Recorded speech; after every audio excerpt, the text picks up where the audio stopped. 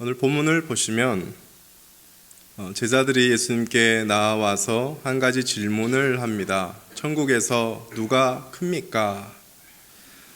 우선 제자들이 이 질문을 하게 된 그 시점과 이 질문을 하게 된 원인을 간단하게 살펴보려고 합니다. 마태복음 1절에 그때에 단지 이렇게 우리에게 알려주고 있습니다. 여기서 그때는 바로 오늘 본문 그 앞의 내용을 가리키는데, 지난주에 우리는 예수님이 성전세를 내는 그 사건을 살펴보았습니다. 여기서 그때라고 했을 때 바로 그 사건을 가리키고 그 시점을 가리키고 있습니다.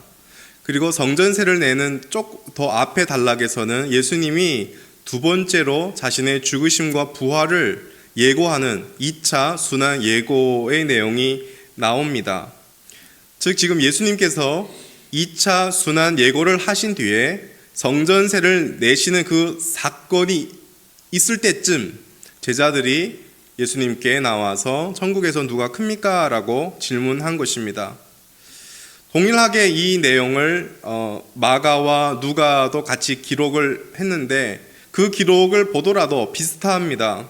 마가복음에서도 예수님이 두 번째로 순환 예고를 하신 후에 제자들이 길에서 누가 크냐 이런 쟁론이 있었습니다. 그리고 가버나움에 도착했을 때 누가 크냐에 대한 예수님의 가르침이 있다라고 마가복음에는 기록하고 있습니다. 누가복음에서도 동일하게 예수님의 제2차 순환 예고가 있었고, 그런데 제자들이 그 예수님의 십자가 죽으심과 부활하심을 깨닫지 못하고 있었습니다. 그래서 제자들이 이제 누가 크냐라는 그런 변론을 하게 되었다라고 기록하고 있습니다. 그래서 마태, 마가, 누가복음 이 내용을 종합해 보면 예수님이 두 번째로 자신의 죽으심과 부활에 예고하신 후에 오늘의 이 질문이 나왔습니다. 제자들은 여전히 예수님의 죽으심과 부활의 의미를 알지 못하고 있는 상태입니다. 나아가 그들은 천국이 어떤 나라인지 또 천국의 질서에 대해서 무지한 상태였습니다. 제자들이 예수님께 천국에서 누가 큰가라는 이 질문을 하게 된 직접적인 원인은 무엇일까요? 본문에는 이렇게 직접적으로 기록되어 있지는 않습니다. 그런데 우리가 추측할 수는 있습니다. 예수님께서 평소에 계속하여 제자들에게 가르쳤던 내용 중에 한 가지가 천국에 대한 내용이었습니다. 그래서 제자들은 그 천국에 대한 내용을 계속 들어왔기 때문에 이제 예수님이 왕이 되고 도래하는 그 천국에 대하여 호기심을 평소부터 제자들이 갖고 있었습니다. 게다가 예수님으로부터 이제 다가올 죽음에 대한 말씀을 들은 제자들은 이제 그 천국이 도래할 텐데 예수님은 죽고 나면 이제 우리만 남을 테니까, 그러면 예수님이 없는 상황에서 이 우리만 남는 그런 상태인데 그때 질서는 어떻게 해야 하는지 그런 의문이 생겼을 것입니다. 그리고 도화선이 되는 사건이 있지요. 우리가 전에 살펴보았던 예수님이 3명의 제자 베드로, 요한, 야고보만 따로 데리고 변화산에 올라가셨던 일이 있었습니다. 그리고 그 산에서 내려오시면서 예수님이 제자들에게 내가 다시 살아날 때까지 변화산상에서 본 것을 아무에게도 알리지 말라라고 했습니다. 그래서 분명 3명의 제자들은 산에 내려와서 변화산에서 어떤 일이 일어났는지를 다른 제자들에게 말을 안 했던 것입니다. 그럼 남은 제자들이 어떤 생각을 했겠습니까? 당연히 시기가 나고 질투가 나고 소외된 그런 느낌을 가졌을 것입니다. 그리고 지난주에 살펴본 바로 성전세를 내실 때 예수님께서 베드로만 사용하셔서 세금을 내셨습니다. 아마 제자들은 거기에서도 또 편애를 느꼈을 것입니다. 왜 제자 베드로만 항상 이렇게 세우고 베드로만 이렇게 사랑하는지를 제자들이 느꼈을 것입니다. 제자들이 질문하게 된 이 시점과 이유를 이렇게 잠깐 우리가 살펴보면서 내릴 수 있는 한 가지 결론은 제자들은 예수님의 십자가 죽으심과 부활에 대하여 여전히 무지한 상태이고 예수님을 단지 정치적인 메시아로 이해하고 있습니다. 예수님의 죽으심과 부활에 대한 무지와 예수님에 대한 잘못된 인식에서 오는 이 질문이 나왔다는 것입니다. 뒤에 가서 보면 알겠지만 이 질문은 굉장히 세속적인 질문이고 잘못된 질문입니다. 그러니 예수님의 십자가에 대한 그 은혜, 그 복음에 대하여 알지 못한다면 우리는 엉뚱하고 잘못된 질문을 할 수밖에 없는 것입니다. 제자들의 질문을 다시 한번 보겠습니다. 천국에서 누가 큽니까? 여기서 크다라는 단어는 크다라는 뜻뿐만 아니라 위대하다라는 뜻도 있습니다. 그리고 이 단어의 원어의 이 단어의 뉘앙스에는 다른 사람과의 비교하는 마음이 들어 있습니다. 따라서 이 질문을 직역하면 그렇다면 천국에서 누가 더 위대하십니까? 그렇다면 천국에서 누가 더 큽니까? 그 사람이 큽니까? 내가 큽니까? 이런 비교가 이 질문 속에 들어있는 것입니다. 제자들의 이 질문 뒤에 그래서 속마음에는 다른 제자들보다 내가 더 커 보이고 다른 제자들보다 내가 더 위대해 보이길 원하는 그런 마음이 자리 잡고 있는 것입니다. 다른 사람보다 더 커 보이기를 원하고 더 위대해 보이길 원하고 이런 마음은 이런 생각은 오늘날도 여전합니다.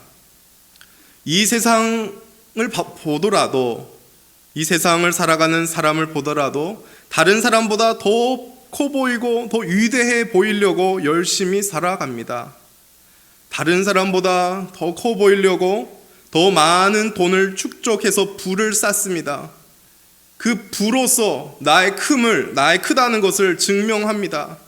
더 좋은 집을 마련하고 권력의 그 높은 자리를 요구해서 그것을 얻어서 나의 큰 것을, 내가 크다는 것을 증명합니다.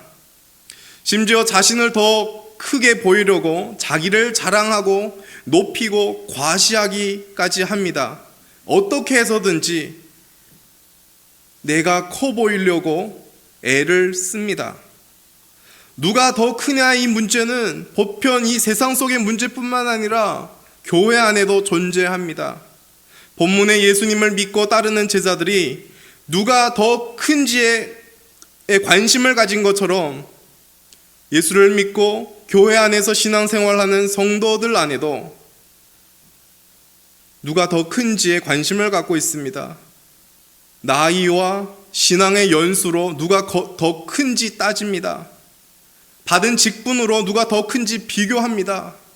헌신으로 누가 더 큰지 평가하기도 합니다. 예나 지금이나 교회 밖이나 교회 안이나 사람들은 누가 크냐에 큰 관심을 갖고 있습니다. 그렇다면 과연 천국에서는 누가 더 클까요?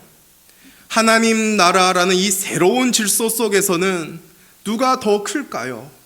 세상의 그 가치관과 세상의 질서처럼 여전히 세상이 말하는 많이 가진 자, 부한 자, 권력의 높은 자 그런 것을 가진 자들이 더 클까요? 다르게 표현해보면 예수님을 믿는 자들 속에서 과연 누가 더 클까요? 제자들의 이 질문에 예수님께서 대답을 하시는데 예수님의 그 대답을 우리는 두 가지로 우리는 바라볼 수가 있습니다. 첫 번째는 예수님께서 먼저 누가 그 천국에 들어갈 수 있는지를 설명합니다.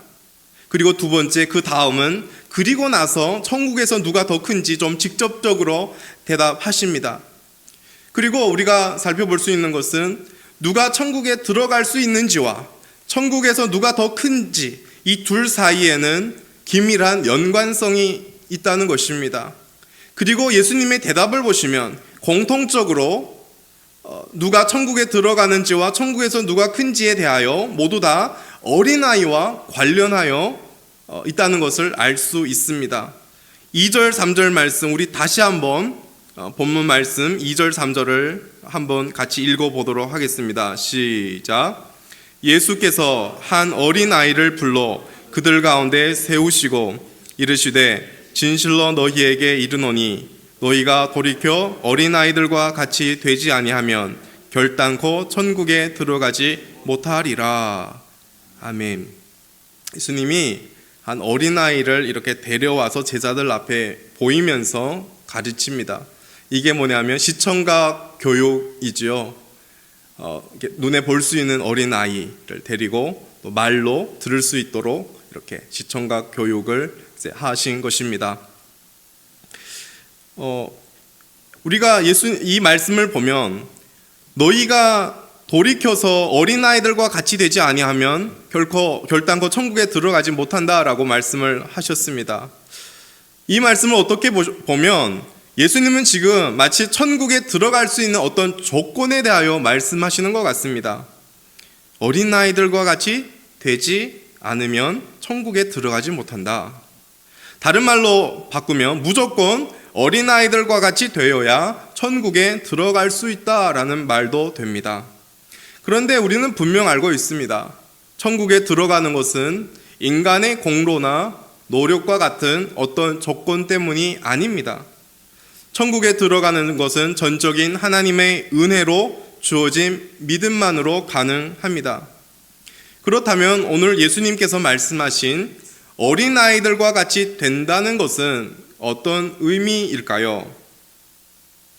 우리는 예수님의 이 말씀을 천국에 들어가기 위한 인간의 어떤 조건으로 생각하기보다 은혜로 믿음을 가져서 천국에 들어간 사람들은 어떤 사람들인지, 은혜를 받아서 천국에 들어간 사람들에게는 어떤 특징이 있는지 우리에게 말씀해 주시는 것입니다.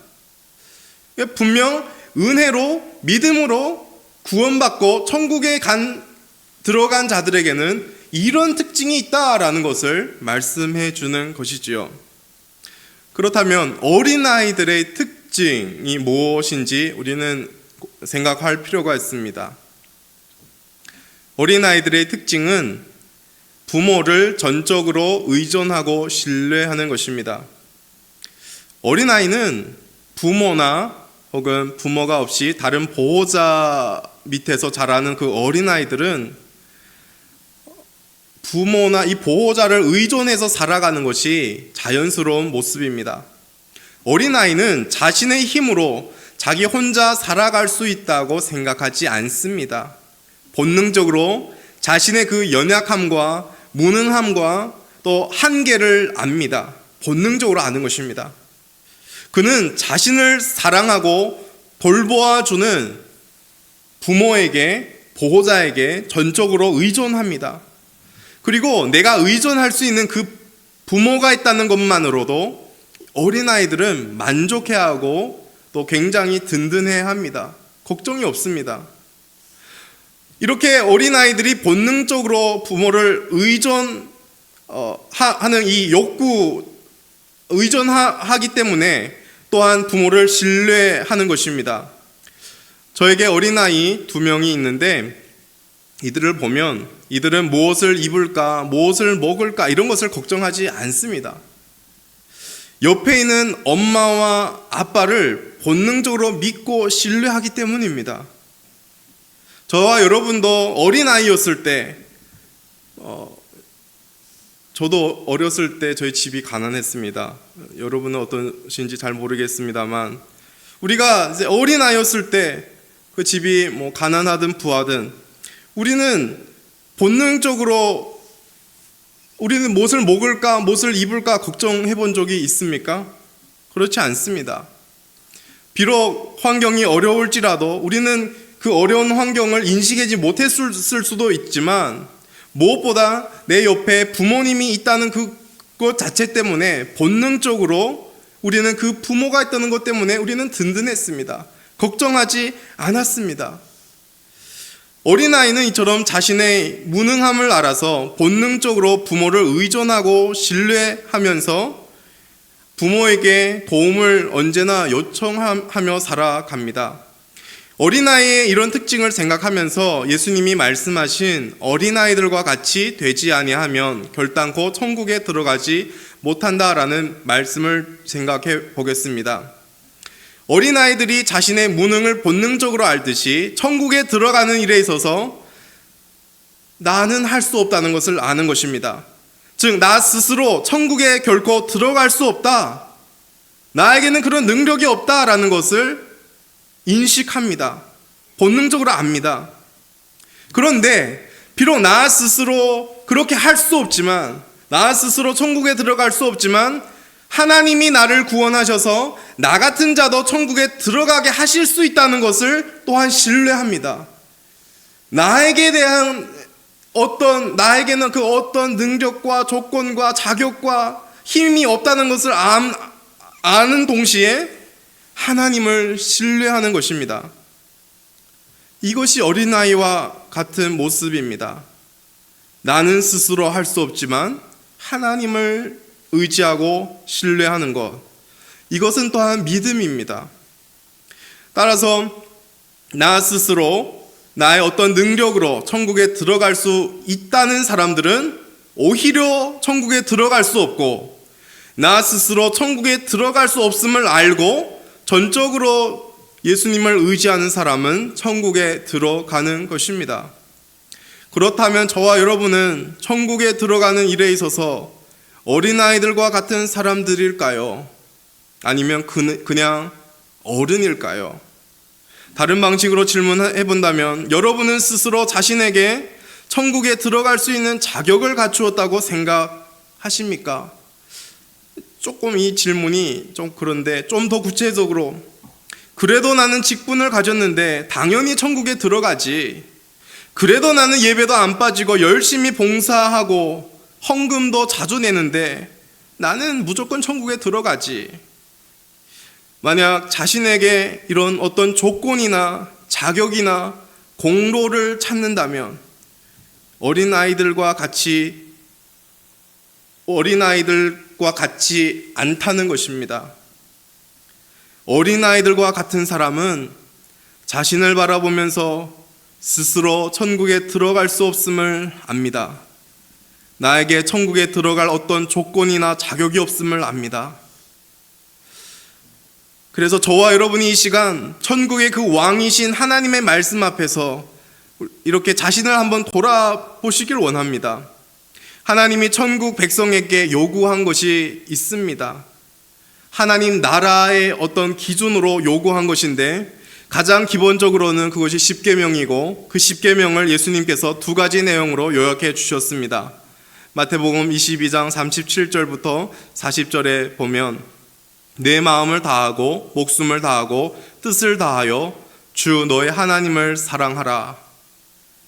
그리고 두 번째는 내 이웃을 내 자신과 같이 사랑하라. 천국의 기준과도 같은 이런 말씀 앞에 서면 우리는 어떻습니까? 정말로 이런 말씀들을 다 지켰다고 여겨지는 사람이 과연 있을까요?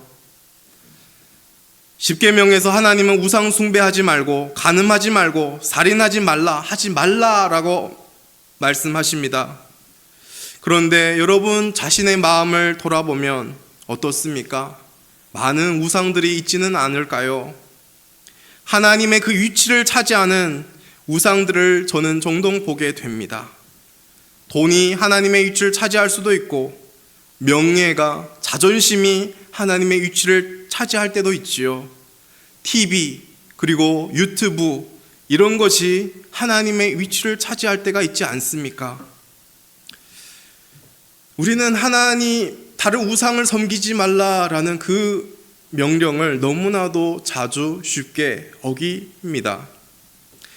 우리는 또한 마음으로 다른 사람을 미워하면서 정죄하면서 예수님이 말씀하신 살인죄를 짓습니다. 예수님이 살인하다라는 이 계명에 대하여 해석을 해 주셨는데, 마음으로 미워하는 그것이 살인죄다. 지난 한 주 동안도 어떻습니까? 다른 사람을 마음으로 미워하고 정죄하지는 않았습니까? 그랬다면 우리는 살인죄를 진 것입니다.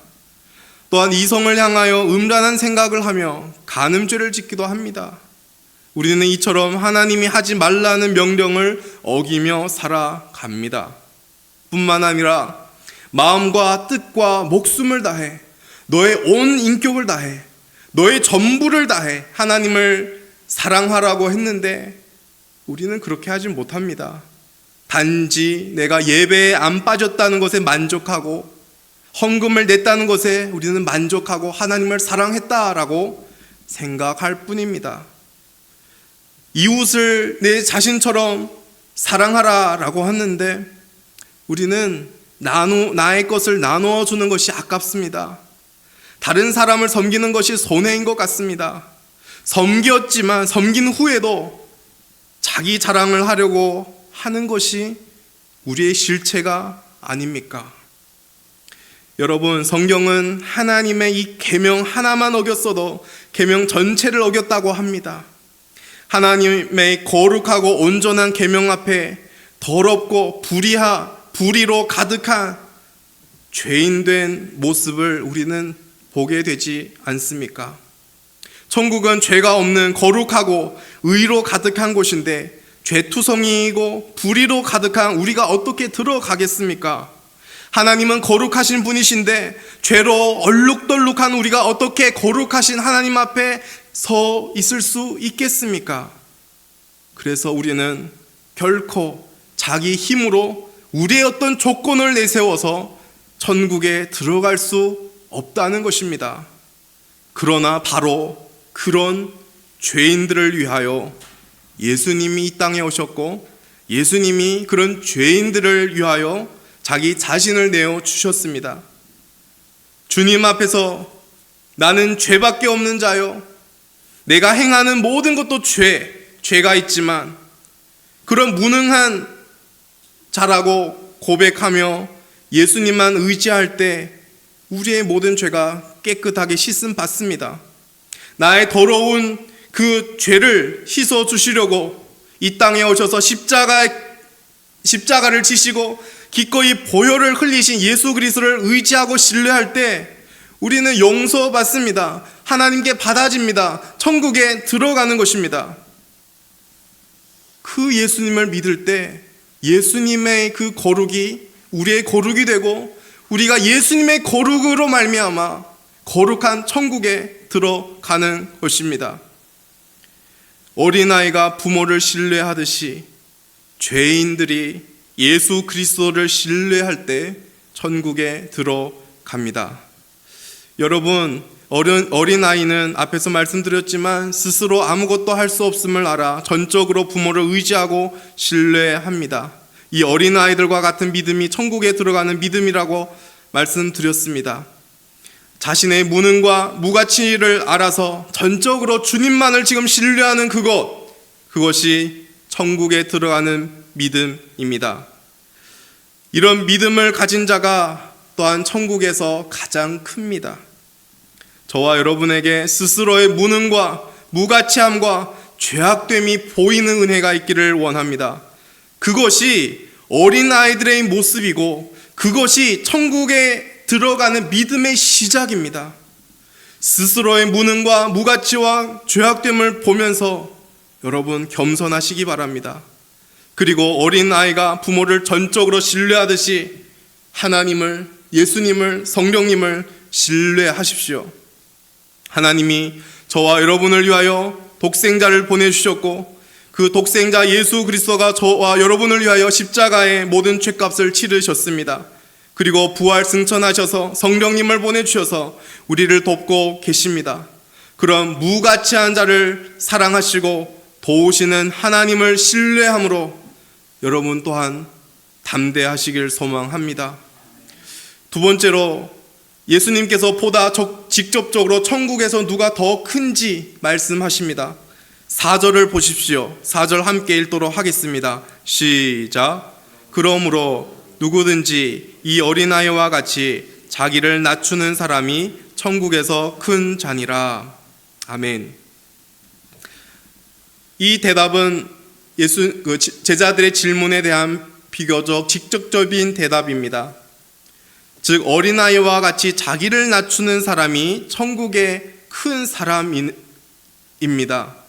여기서 분명하게 자기를 낮추는 사람, 그 사람이 천국에서 크다라고 말씀하셨습니다. 어떤 사람이 자기를 낮추는 사람이고 어떤 사람이 자기를 높이는 사람인지 누가복음 18장 9절에서 14절에서 우리는 그 답을 찾을 수가 있습니다. 예수님이 어떤 비유를 들어서 자기를 의롭다 믿고 다른 사람들을 멸시하는 자들에게 가르쳐주는 내용입니다. 이 비유의 내용은 우리가 너무나 익숙히 알고 있는 내용인데요. 바리새인과 세리 두 사람이 있는데 하나님께 나아가 기도합니다. 바리새인들은 하나님 앞에서 이렇게 기도합니다. 하나님 감사합니다. 나는 다른 사람들처럼 남의 것을 빼앗고 불의하고 간음하는 사람과 같지 않습니다. 저 세리와도 같지 않습니다. 나는 일주일에 2번 금식하고 얻은 모든 것의 11조를 냅니다. 오늘 말로 이렇게 기도하는 것 같습니다. 하나님 감사합니다. 예배에 자주 빠지는 사람들이 이렇게 많은데 저는 한 번도 빠지지 않았습니다. 저는 헌금도 제때에 냅니다. 구역 모임도 잘 참석했고 오후 예배도 참석했습니다. 헌신하게 열심히 헌신했습니다. 매일 성경도 읽었고 기도했습니다. 그렇게 안 하는 저 형제와 같지 않습니다. 그런데 멀리서 어떤 세리가 기도를 하는데 우러러 하나님을 쳐다보지 못하면서 가슴을 치면서 기도합니다. 하나님, 이 죄인에게 자비를 베풀어 주옵소서. 오늘 말로 바꾸면 하나님, 저는 죄인입니다. 저에게 긍휼을 부어 주소서. 그리고 예수님께서 결론의 말씀을 합니다. 이 두 사람 중에 하나님께 의롭다고 인정받은 사람은 바리새인이 아니라 세리다. 그리고 한 말이 더 붙여서 말합니다. 무릇 자기를 높이는 자는 낮아지고 자기를 낮추는 자는 높아지리라. 예수님의 이 말씀 속에서 우리는 분명하게 낮아지는 사람이 누구인지 압니다. 세리입니다. 세리처럼 자신의 죄악됨을 인정하고 하나님의 긍휼만을 구하는 그 사람이 자기를 낮추는 사람인 것입니다. 세리처럼 자신의 죄악을 알고 하나님의 긍휼만 구하고 신뢰하는 그 사람만이 예수님이 인정하는 높은 사람이요 큰 사람입니다.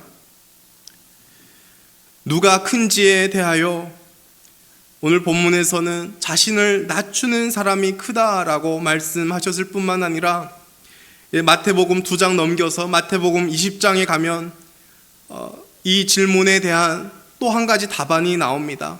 이 시간 함께 다루려고 합니다. 마태복음 20장 20절에 가보면 여러분 같이 보셔도 됩니다. 이렇게 2장만 펼치면 되니까요. 20장 20절에 야고보와 요한의 어머니가 예수님께 찾아와서 주님의 나라가 임할 때 한 명은 우편에 한 명은 좌편에 앉게 해달라고 예수님께 구합니다. 그때 옆에 10명의 제자들도 높은 자리, 그 자리가 내꺼 자리였는데 마치 빼앗긴 것처럼 굉장히 분히 여겼습니다. 즉 지금 예수님의 제자들은 세상이 말하는 그 높은 자리를 원했고 모두가 큰 자가 되길 원했던 것입니다. 그때 예수님께서 하나님 나라에서 누가 큰지 가르치셨습니다.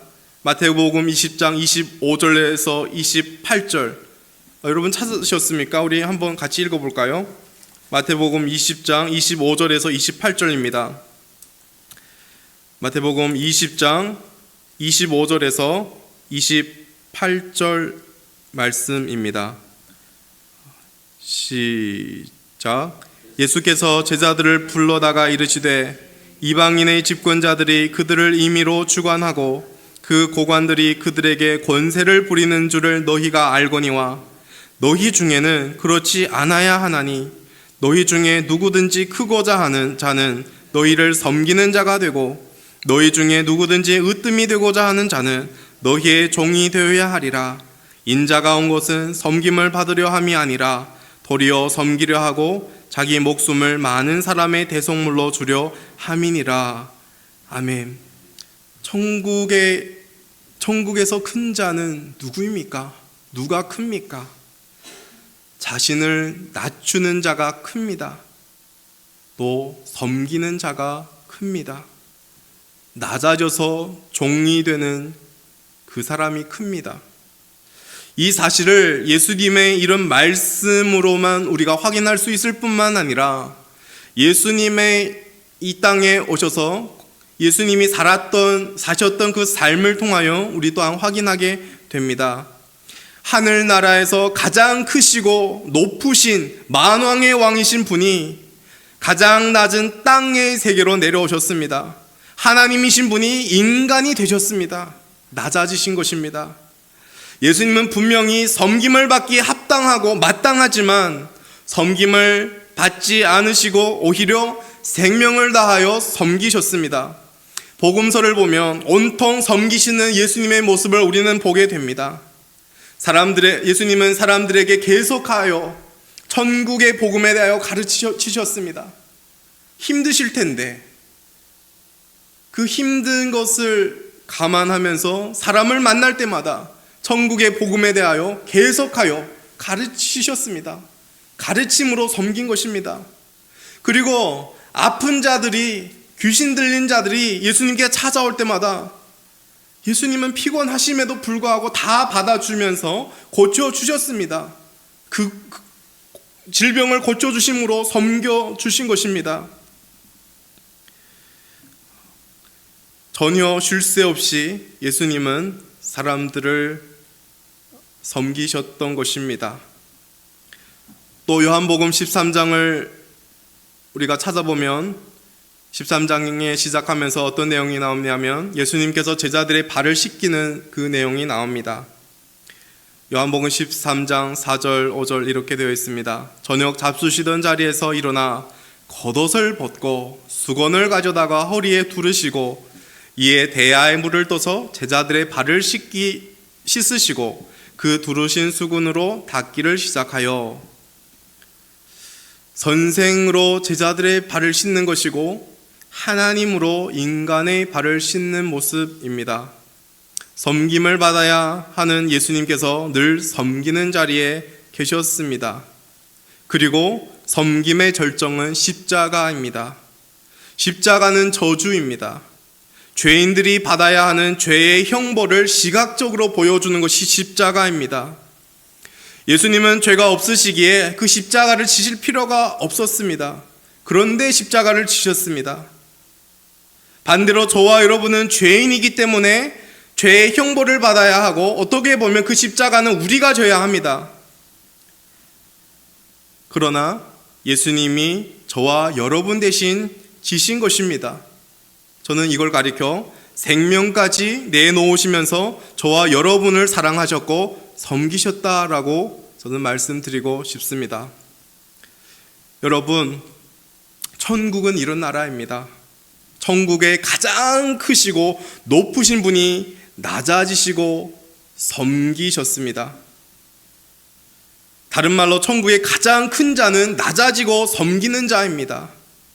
큰 자가 오히려 작은 자를 섬겨 살리는 나라가 천국이고 높은 자가 가장 낮은 자리에 내려가서 섬기는 나라가 천국입니다. 가장 작은 자, 즉 무가치하고 무력한 자가 가장 높으신 그 하나님의 섬김으로 높임을 받은 나라가 천국입니다. 그런데 우리도 예수님의 제자들처럼 세상의 가치관에 익숙해서 세상이 말하는 큰 것에 관심을 가지고 세상의 가치관으로 바라볼 때가 너무 많습니다. 우리는 이 세상이 말하는 큰 것에 너무 익숙합니다. 다른 사람보다 더 많이 가져야 크다고 생각합니다. 권력도 많이 가지고 재물도 많이 가지고 학력도 많이 쌓고 인맥도 많이 쌓고 세상은 더 높은 자리에 올라가야 크다고 말합니다. 세상은 대우와 대접을 많이 받아야 그 위치에 있어야 크다고 말합니다. 그러나 천국은 참으로 이 세상과 다른 나라입니다. 천국은 많이 가져서 큰 것이 아니라 많이 내주어야 큰 겁니다. 천국에서는 높은 자리에 올라가야 큰 것이 아니라 낮은 자리로 내려가야 큰 것입니다. 천국은 대우와 대접을 받아야 큰 것이 아니라 다른 사람을 대우하고 섬기는 자가 큰 것입니다. 사랑하는 성도 여러분, 세상의 가치관과 완전 다른 천국에서는 낮아지고 섬기는 자가 큽니다. 세상에서 작아 보이고 때론 섬기는 바보 같아 보이지만 천국에서 큰 자라는 사실을 기억하십시오. 그것이 하나님 나라 백성으로 걸어가야 할 길이고 나아가야 할 방향입니다. 지난 시간에 우리는 예수님의 전지전능하심을 잠깐 나눴습니다. 예수님은 지금 이 시간 우리가 보이는 형태로 안 계시지만 예수님은 우리의 모든 것을 아십니다. 우리의 생각과 우리의 선택과 우리의 삶의 그 모든 행동들을 아십니다. 그리고 그 주님은 우리를 보고 계십니다. 그러니 여러분, 하나님 앞에서 하나님의 인정을 받는 자로 살아가십시오. 세상의 작은 자지만 하나님 앞에서 큰 자로 더 낮아지시고 내어주시면서 섬기면서 살아가시는 저와 여러분 되시길 예수님 이름으로 축복합니다.